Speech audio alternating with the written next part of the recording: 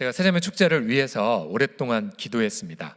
주님, 어떠한 말씀을 함께 나누어야 할까요? 그때 주님이 오늘 우리가 방금 읽은 성경 본문을 생각나게 해주셨습니다. 오늘 본문은 이스라엘의 갈릴리 호수, 보통 바다로 불리는데요. 바다만큼 큰 호수, 남북으로 한 20km, 또 동서로 약 10km 되는 아름다운 호수인데요. 어느 날 저 호수에 큰 폭풍이 불어서 예수님과 그 제자들이 된 배가 전복될 위기에 있었지만, 거기서 예수님이 잠잠하라 라는 그 말씀 한마디로 이들이 무사하게 되었다는 이야기입니다. 오늘 본문을 여러 화가들이 이렇게 명작으로 화폭에 담았는데요. 아마 그중 대표적 그림이 있다면 아마 적어도 한 번쯤 보셨을 거예요. 우리 여기 참석한 분들이 수준이 높기 때문에 제가 앞으로 그림 3개를 보여드릴 텐데, 그 중에 네덜란드의 화가 렘브란트가 그린 작품이 있습니다. 바로 갈릴리 호수의 폭풍이라는 장면이죠. 굉장히 역동적으로 지금 배가 지금 거의 기울어져 있고, 제자들 한 명 한 명이 살려고 마동거리는 모습을 볼 수가 있습니다. 저 장면을 보면서 그렇게 이 어부 또 잔뼈가 굵은 분들이지만 자신들의 예상과 틀리게 폭풍이 임하기 시작했고, 또 자신들의 경험과 달리 도대체 이 위기를 헤쳐나갈 수 없는 그런 아픔. 본문의 37절 보시면 큰 광풍이 일어나며 물결이 베개에 부딪혀 배에 물이 가득하게 되었습니다. 얼마나 무서웠을까요? 얼마나 두려웠을까요? 또 다른 그림을 보시면, 근데 이 그림 속에 제자들은 너무 무서워 벌벌 떠는데 딱 한 분, 전혀 상반된 그러한 모습을 보이고 계십니다. 이 폭풍 속에 계신 그리스도, 얀 브리웰이라는 화가가 그린 작품인데요. 멀리선 잘 안 보이시지만은 가까이 확대된 그림을 보시게 되면, 가운데 계신 분, 지금 뭐 하고 계십니까? 주무시고 계세요. 마치 여러분 성경에 보시면 예수님은 고물, 그러니까 배의 뒤에서 베개를 베고 주무시고 계셨습니다. 제자들이 깨워 일어날 때까지 여러분 그 폭풍 속에서 평안히 주무시는 분.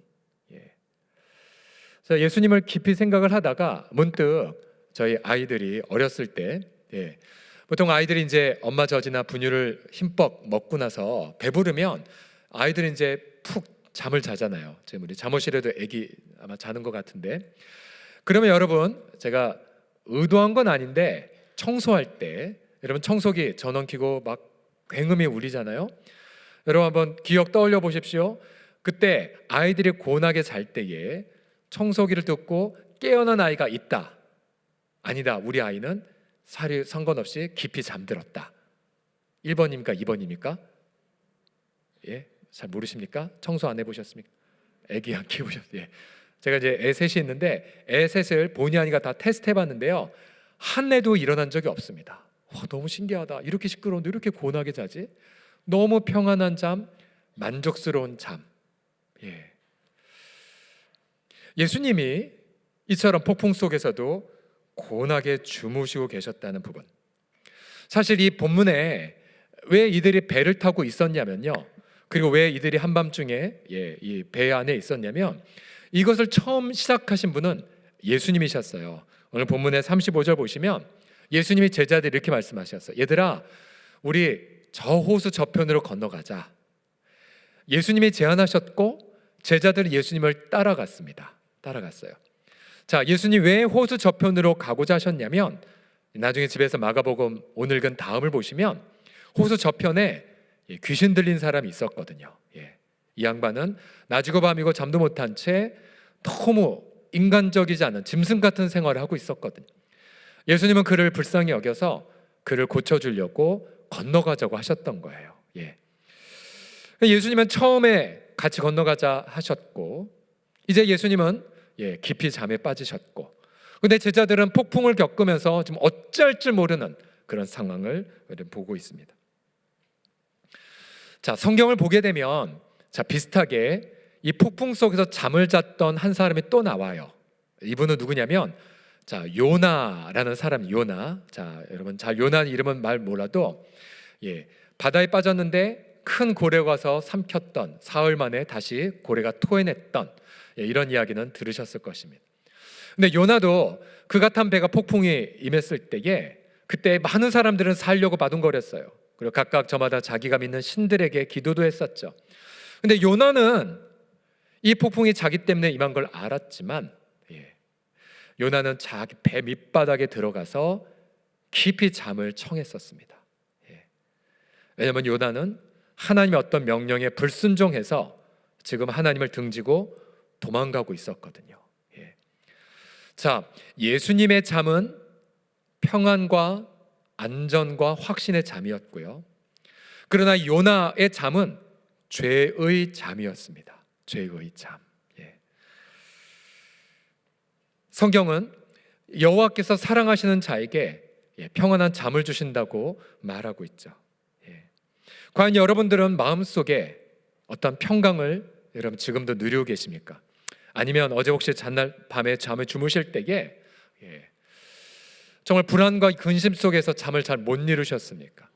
또 오늘 아침에 일어나셨을 때 드었던 첫 번째 생각, 내일 어떡하지? 우리 어떻게 하지? 우리 가족은 어떻게 하지? 어떤 불안 속에 잠이 깨셨습니까? 여러분 지금 현대인들은 어떤 마음 상태이냐면요, 마음 자체가 이미 평안이 없는 폭풍 속에 놓여 있는 것과 마찬가지입니다. 제가 우연히 한 그 병원에, 마음을 다루는 병원에 홈페이지를 보면서 깜짝 놀랐어요. 왜냐하면 현대인들에게 이런 증상이 있으면 터치하시고 나서 클릭하고 나서 테스트하시고 뭔가 중증 이상이시면 병원에 오십시오라는 거였거든요. 화면을 보시게 되면 자, 현대인들의 이런 다양한 마음의 폭풍을 보십시오.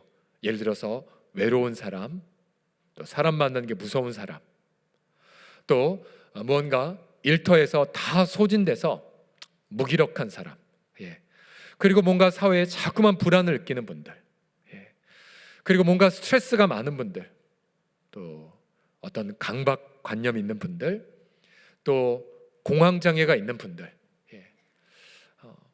또 어떤 발표나 말하기가 너무나 어려운 분들, 그리고 분노 조절 장애가 안 되는 분들, 그리고 산후 우울증이라든지 또 뭔가 큰 트라우마, 상처를 겪고 자꾸만 그때 속에 들어가 공포가 생각되는 분들, 또 여긴 없지만 화병, 또 우울증, 많아요. 그렇게 고통하는 분들이.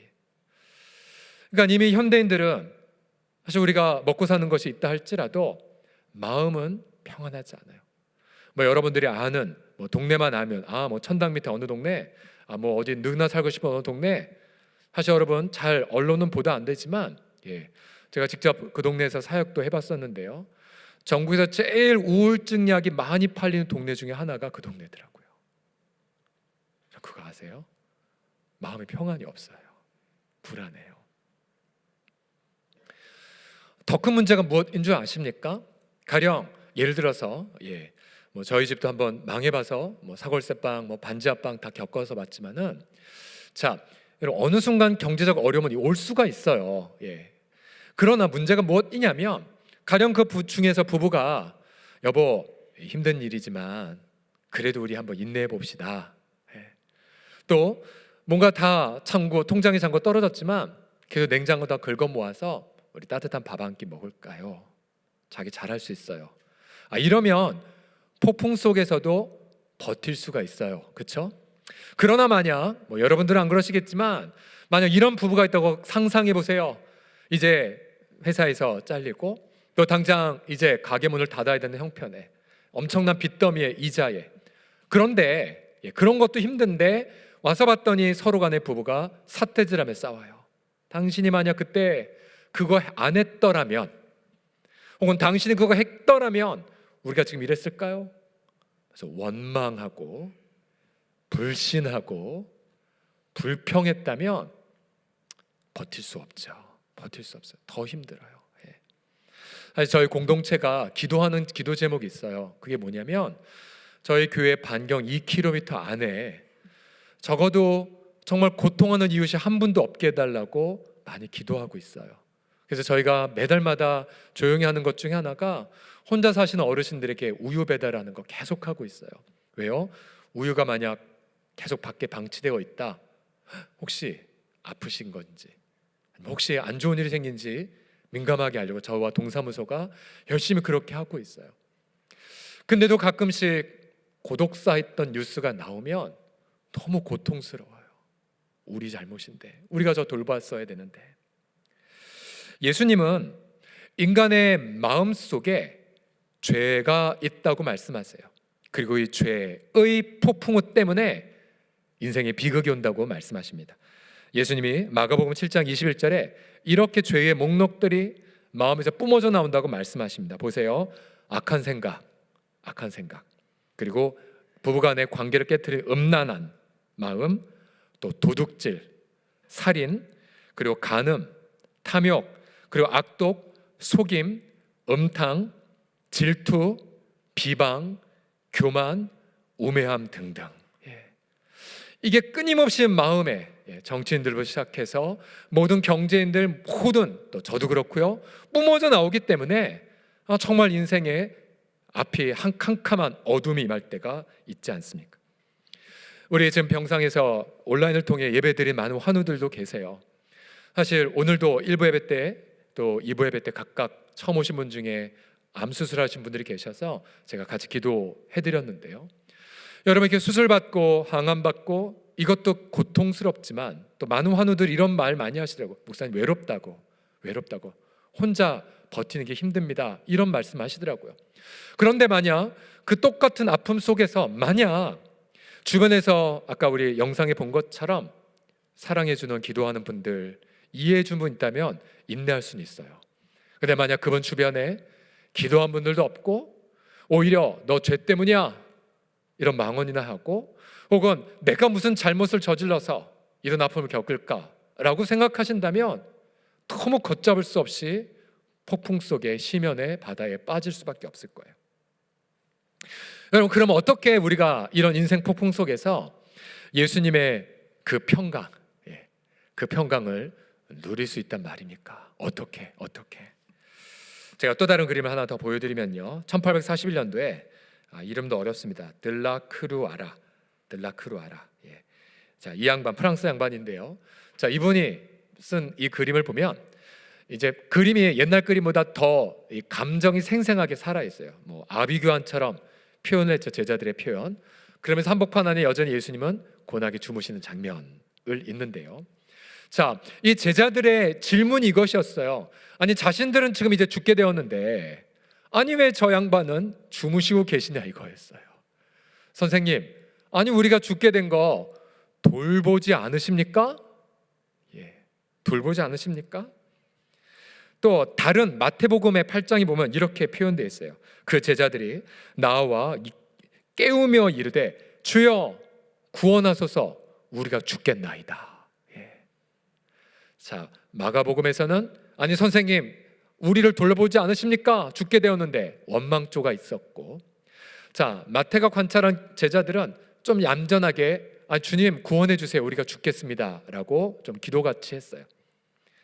여러분, 이 제자들은 그래도 그나마 호소할 때가 있었어요.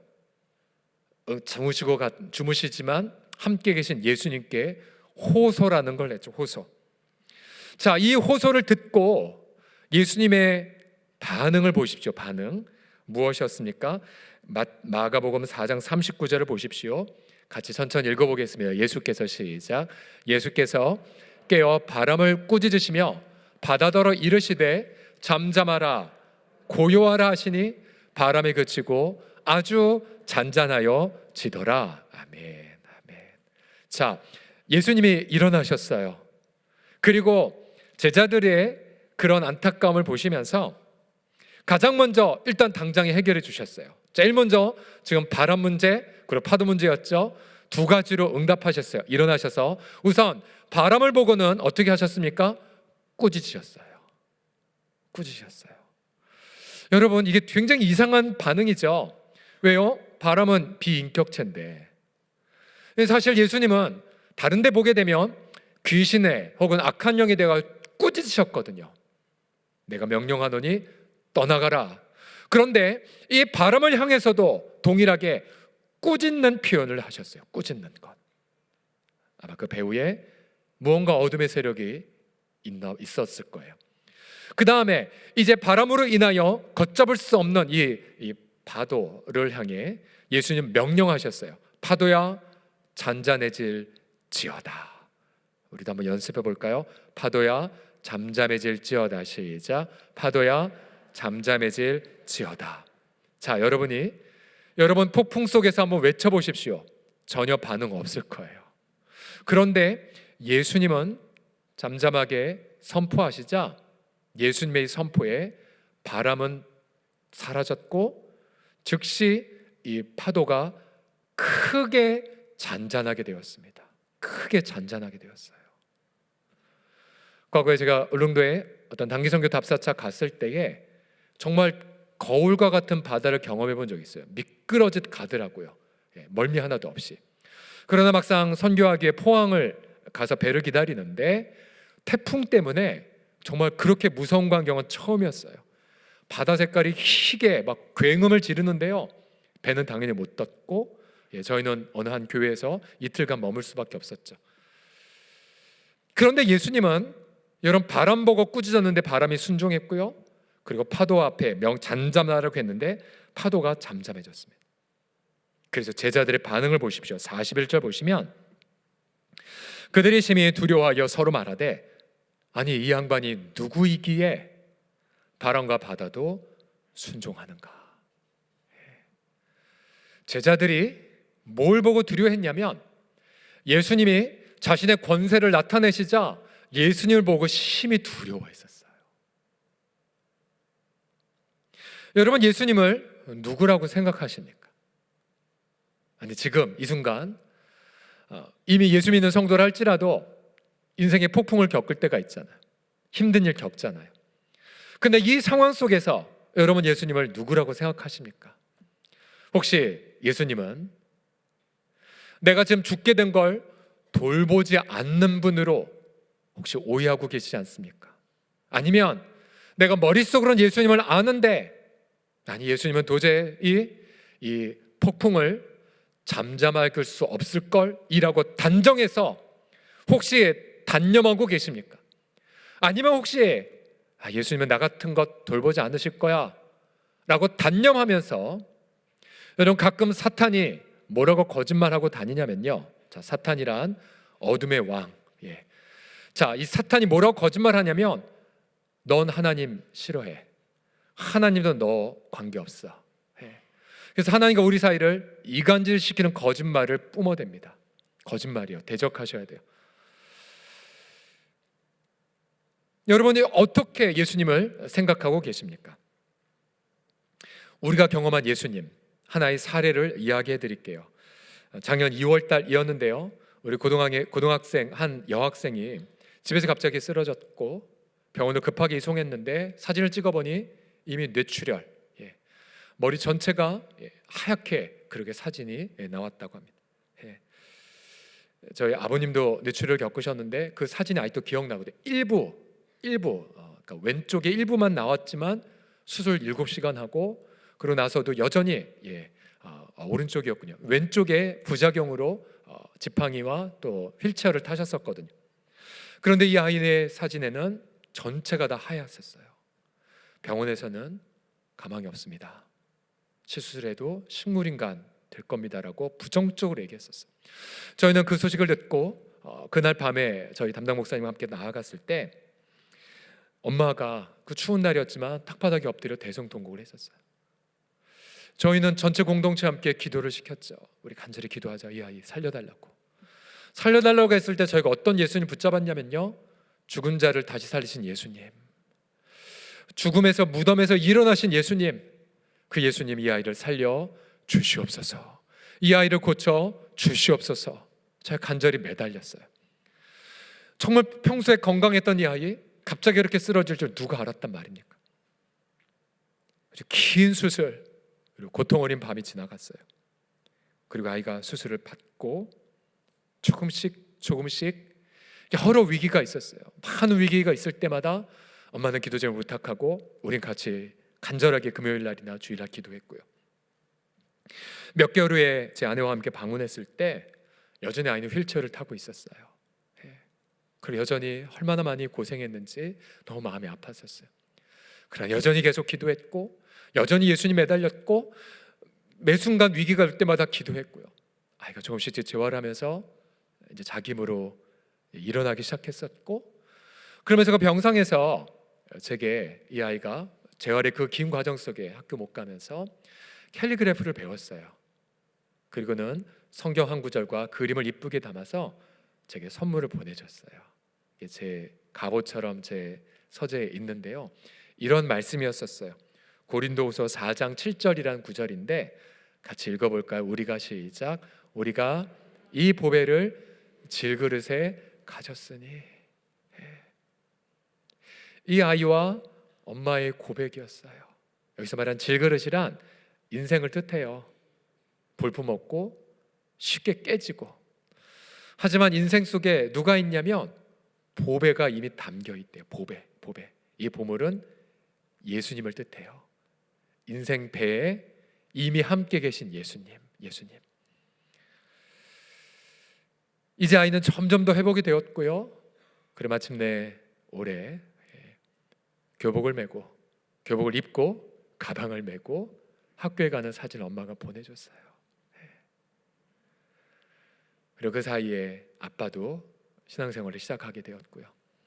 그리고 지난주에 추수감사절 그 전주에 기쁘게 전화가 왔어요. 목사님, 오늘 병원에 갔는데 의사 선생님이 이렇게 얘기했었어요. 당신 딸 완치되었습니다. 우리 영광의 박수 올려드릴까요? 맞아요, 여러분. 지금 인생이란 배에 예수님이 이미 함께 계세요. 근데 사실 보이지 않잖아요.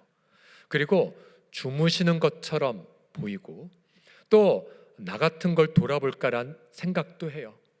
여러분, 그때마다 우리로 예수님이 함께 계심을 느끼게 해주는, 깨닫게 해주는 도움이 있어요. 그것은 아까 우리 간증에서 본 것처럼 함께 있는 성도들의 기도, 또 이 자리에 우리 처음 오신 분들, 함께 손붙잡고 오신 우리 인도하신 분들, 여러분이 얼마나 많이 기도했는지 몰라요. 우리는 그 누군가의 나를 향한 기도하는 분들을 통하여 이걸 조금 느껴요. 아, 누가 나와 함께 계신가? 그리고 나보다도 더 많이 울어주는 분, 앞서 그 아이의 엄마가 속한 사랑방이라고 하는데요. 그 사랑방 섬김이 늘 이리 얘기하고 다녔어요. 목사님, 쟤 때문인가요?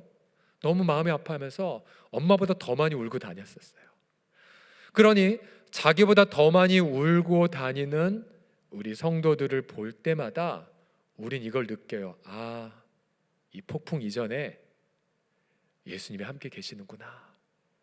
그리고 마치 나의 감정은 내가 죽게 된 걸 예수님이 돌보지 않는 것처럼 느끼지만 나를 위해 눈물로 기도하는 분들을 볼 때마다 아, 예수님이 함께 계시구나. 예수님 함께 계시구나를 고백하게 된답니다. 여러분, 만약 이런 상상을 해보십시오. 이 폭풍 속에서 만약 제자들이 예수님을 깨우지 않았다. 적어도 한 명의 제자가 나와서 야, 예수님 분명히 건너편으로 가자고 처음 말씀하셨잖아. 그러면 우린 반드시 저편으로 건너가야 될 거야. 예수님 깨우지 마. 어제도 하루 종일 수고하셨잖아. 아마 제 상상이에요. 적어도 한 제자가 얘들아, 우리 예수님을 좀 신뢰해 볼까? 우리 예수님 그 평강 한번 바라볼까? 단 한마디만 했었다도 아마 그 마을의 입에서 나오는 그 순간 바람은 멈추고 파도는 잔잔했을 것 같아요. 안타깝게도 제자들은 그런 믿음이 없었어요. 예수님이 이렇게 말씀하셨죠. 40절 보시면 제자들이 이르시되 어찌하여 이렇게 무서워하느냐? 왜 무서워해? 내가 함께 있잖아. 그리고 내가 함께 가자고 내가 먼저 말했잖아. 그러면서 두 번째로 너희가 어찌 이렇게 믿음이 없단 말이냐?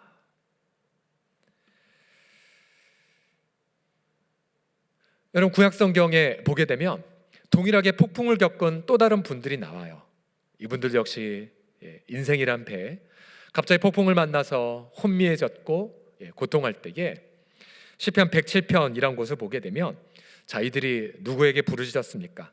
이에 그들이 그들의 고통 때문에 여호와께 부르짖음에 그가 그들의 고통에서 그들을 인도하여 내시고 광풍을 고요하게 하사 물결도 잔잔하게 하시는도다. 그들이 평온함으로 말미암아 기뻐하는 중에 여호와께서 그들이 바라는 항구로 인도하시는도다. 아멘. 제가 여호와 바로 하나님의 개인적 이름인데요, 여호와 대신에 예수님을 넣어서 다시 읽어볼게요. 이에 그들이 그들의 고통 때문에 예수님께 부르짖음에 예수님이 그들의 고통에서 그들을 인도하여 내시고 예수님이 광풍을 고요하게 하사 물결도 잔잔하게 하시는도다. 그들이 평온함으로 말미암아 기뻐하는 중에 예수님이 그들이 바라는 항구로 인도하시는도다. 아멘. 아멘. 예수님이 여러분 누구라고 생각하십니까? 성경은 증언합니다. 바람과 파도를 잠잠하게 하시는 분. 우리가 성경을 전체를 보면 충격을 받습니다. 구약에 있는 여호와 하나님, 바로 그분이 바로 신약에 오신 예수 그리스도를 통해 자신을 드러내셨다는 걸요. 성경은 그를 가리켜, 예수님을 가리켜 바로 만물의 주권자, 주권이 뭡니까? 자기 마음대로 하실 수가 있어요. 예수님은 하나님의 뜻이 있어 잠시 폭풍을 허용하실 때도 있지만, 그런 예수님은 그 폭풍을 통해 자신의 영광을 드러내십니다. 여러분, 영광이 무엇입니까? 오늘 본문에선 바람과 파도를 잠잠하게 하시는 권세를 드러내셨죠. 여러분, 그뿐만이 아니에요. 여러분, 앞서 가장 큰 고통은 죄 문제라고 말씀드렸잖아요. 주님은 그 죄 문제로 신음하는 우리를 외면하지 않으셨어요. 그리고 예수님은 우리가 태어나기도 전에 이미 인간으로 이 땅에 오셔서 진히 자신을 가리켜 죄인의 친구, 죄인의 구주라고 말씀하셨죠. 그리고 죄 문제로 인하여 영원한 하나님의 저주와 형벌을 받을 우리를 대신해서 십자가라고 하는 사형대에 친히 올라가셨습니다. 그것을 직접 목격한 베드로는 베드로전서 2장에 이렇게 밝힙니다. 친히 그가 나무에 달려 그 몸으로 우리 죄를 담당하셨으니 이는 우리로 죄에 대하여 죽고 죄의 폭풍에서 건짐받고 의에 대하여 의란 하나님이에요. 하나님과 관계를 맺는 자로 우리를 살리게 하려 주심이라. 그가 채찍에 맞음으로 너희는 나음을 얻었노라. 저는 지금도 매주 금요일마다 우리 환우들을 위해 집중적으로 기도합니다. 그것은 제가 뭔가 힘이 있는 것이 아니라 예수님이, 그 건강하신 분이, 죄 없는 분이 우리 대신하여 죄를 짊어지셨고 우리 대신하여 채찍에 맞으셨기에 우리가 나음을 받았다고 하신 말씀을 믿었고, 그래서 우리는 담대하게 치유를 위해 기도합니다. 그러면 우리의 가운데 실제로 치유가 되어서 우리 가운데 하나님이 우리를 치유하셨습니다라고 고백하는 성도들이 우리 가운데에 적지 않습니다. 여러분, 지금 이 순간 무엇 때문에 불안해 하십니까? 그리고 지금 근심하는 게 무엇입니까? 어젯밤에 무엇 때문에 잠을 못 이루셨습니까? 여러분, 지금도 이 자리에 계시지만 여전히 불안과 염려 속에 자신의 인생의 배가 크게 흔들리고, 또 이러다가 내가 좌초되는 것 아니야? 내가 이러다 전복되는 거 아니야? 라는 두려움을 호소하고 계십니까? 만약 오늘 인생에 있어서 제 있어서 마지막 설교라고 한다면 이 자리는 성도님과 우리 VIP들을 향해 이 구절을 선물로 마지막으로 드리고 싶습니다. 바로 요한복음 10장 28절 29절인데요. 예수님이 말씀하십니다. 내가 너희들에게 영생을 주노니 영원히 멸망하지 아니할 것이요 또 그들을 예수님의 손에서 빼앗을 자가 없느니라. 아멘. 그들을 주신 내 아버지는 만물보다 크심에 아무도 아버지 손에서 빼앗을 자가 없느니라. 바로 그 손 안에서 여러분 영원히 안전하십니다. 여러분 그 안전을 오늘 선물로 받아 누리시는 우리 모든 성도들, 우리 모든 VIP들이 다 되시기를 예수님의 이름으로 간절히 축복합니다.